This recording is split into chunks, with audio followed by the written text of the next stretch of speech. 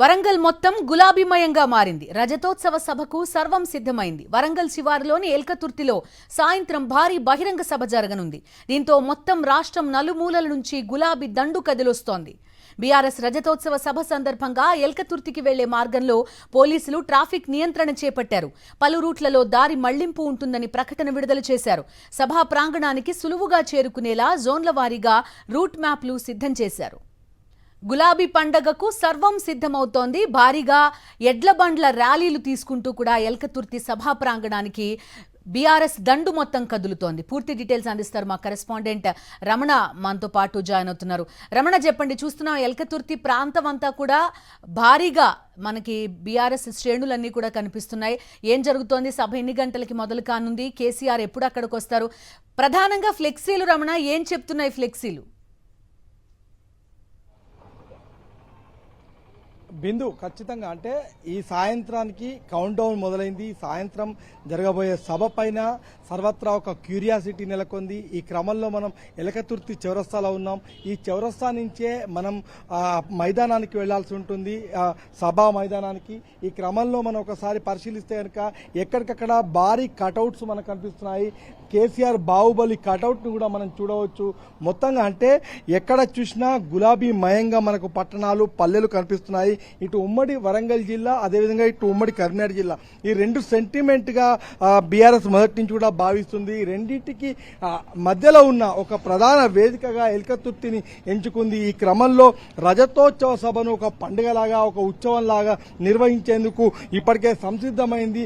మరికొన్ని గంటల్లో కేసీఆర్ ఇక్కడికి వచ్చి ఏం మాట్లాడబోతున్నారు అనేది మాత్రం ఖచ్చితంగా చర్చనీయాంశంగా మారింది. ముఖ్యంగా ఒక ఆసక్తికరమైన ఒక క్యూరియాసిటీ అయితే కనిపిస్తుంది. ఎందుకంటే దాదాపు 14 ఏళ్ల ఉద్యమ ప్రస్థానంతో పాటుగా 10 ఏళ్ల అధికారికంగా పాలన చేసిన ప్రయాణం, ఈ రెండింటినీ మిళితం చేసి సభలో కేసీఆర్ మాట్లాడనున్నారు. మరొకవైపు ప్రస్తుతం రాష్ట్రంలో జరుగుతున్న పాలనతో పాటుగా దేశంలో నెలకొన్న రాజకీయ పరిస్థితులపైన కూడా ఆయన ఖచ్చితంగా కొంత ఆసక్తికరమైన వ్యాఖ్యలు చేసే అవకాశం లేకపోలేదని చెప్పేసి బీఆర్ఎస్ శ్రేణులు చెప్తున్నారు. ఈ నేపథ్యంలో మొత్తంగా ఈ ఎలకతుర్తి సభ, చలో వరంగల్ సభ అనేది ఏ విధంగా ఉండబోతుందనే ఒక ఉత్కంఠనైతే మనకు కనిపిస్తుంది. బిందు, రమణ, చూస్తున్నాం మీ వెనక భారీగా ఫ్లెక్సీలు కనబడుతున్నాయి.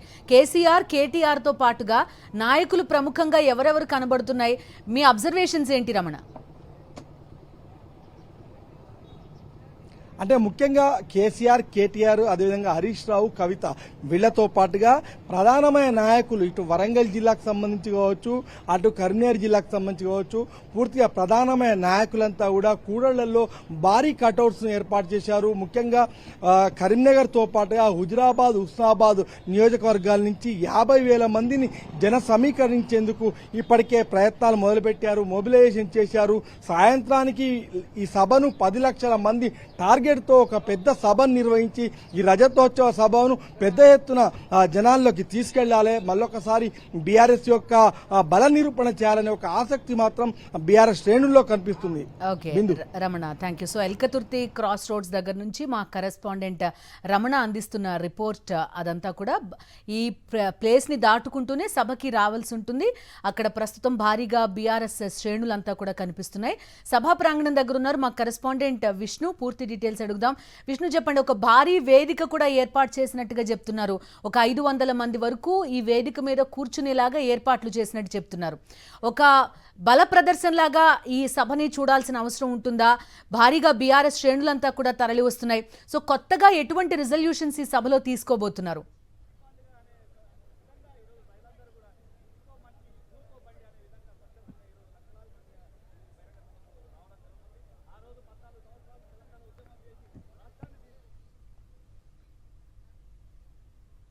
పార్టీ రజతోత్సవ సభ ఘనంగా నిర్వహిస్తూ ఉన్నారు. ముఖ్యంగా ఏర్పాట్లన్నీ కూడా పూర్తయినాయి. మనం ఇప్పుడు చూడొచ్చు విజువల్స్లో.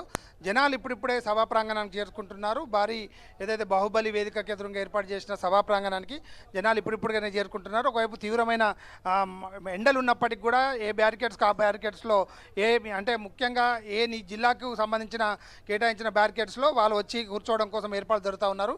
ఇప్పుడిప్పుడే జనసందోహం ప్రారంభమైందని చెప్పవచ్చు. హైదరాబాద్ ఏదైతే ఎల్కతుర్తికి చుట్టుపక్కల ప్రాంతాలన్నింటిలో కూడా భోజనాలు ఏర్పాటు చేసిన నేపథ్యంలో దూర ప్రాంతాల నుంచి వచ్చిన వాళ్ళందరికీ అక్కడ భోజనాలు పూర్తి చేసుకున్న తర్వాత 2:30 నుండి 3 గంటల లోపు అందరూ కూడా సభా ప్రాంగణానికి చేరుకోవడం కోసం అయితే స్టేజ్ ఎలకతుర్తికి సమీపంలో ఉన్న గ్రామాల్లో ఏర్పాటు చేసిన భోజనాలు చేస్తూ ఉన్నారు. ఇక వేదికకు సంబంధించి కనుక చూసుకుంటే వేదిక మీద సెక్యూరిటీ చెకింగ్ కూడా పూర్తి కావడం జరిగింది. 500 మంది నాయకులు, ముఖ్య నాయకులందరూ కూర్చునే విధంగా కూడా సభా వేదికను ఏర్పాటు చేశారు. సభా వేదిక అంతా కూడా పూర్తిగా సిద్ధమైంది. భారీ ఎల్సిడి స్క్రీన్లతో పాటు అట్లాగే ఎవరికి అంటే సభకు వచ్చే వారికి ఎవరికి కూడా ఇబ్బందులు కలగకుండా ఎప్పుడు 10 లక్షల వాటర్ బాటిల్స్ను కూడా తెచ్చిపెట్టి సందర్భం కనబడతా ఉంది. పోలీసు కూడా భారీ ఎత్తున సెక్యూరిటీ ఏర్పాటు చేశారు. వాటన్నిటికంటే కూడా బీఆర్ఎస్ శ్రేణులు ఈ సభ సక్సెస్ చేయడం కోసం 2500 మంది వాలంటీర్లను ఏర్పాటు చేసుకొని ఎవరికి ఎలాంటి ఇబ్బందులు జరగకుండా గ్రామాల నుంచి వచ్చే వారందరికీ కూడా వారి వారి నియోజకవర్గాల వారిగా ఎక్కడ కూర్చోవాలన్న దాని మీద కూడా చేస్తూ ఉన్నారు. ముందు 4 రోజులు మాత్రం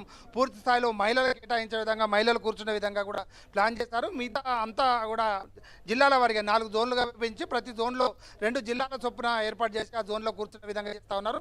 పార్కింగ్ ఏర్పాటు కూడా పూర్తయింది. పార్కింగ్కు జిల్లాల వారిగా కేటాయించిన పార్కింగ్లో అక్కడికి వాహనాలు పెట్టాలని చెప్తా ఉన్నారు. కళాకారులు 2 గంటల ప్రాంతం నుండి కళాకారులు ఆటపాటలతో కార్యకర్తలను కూడా తెలంగాణ ఉద్యమానికి సంబంధించిన గేయాలతో కళాకారులు కూడా ఈ ప్రాంగణంలో ఉన్న కార్యకర్తలందరూ కూడా ఉత్తేజపరిచే విధంగా ఉంటుంది. ముఖ్యంగా కనుక చూస్తే బీఆర్ఎస్ సభాలంగా వరంగల్ జిల్లా పూర్తిగా కూడా గులాబమయమైందని చెప్పొచ్చు. ఎలకతుర్తి అయితే పూర్తిగా కేసీఆర్, కేటీఆర్ అట్లాగే టీఆర్ఎస్ శ్రేణుల కటౌట్లతో నిండిపోయిందని చెప్పుకోవచ్చు. బిందు.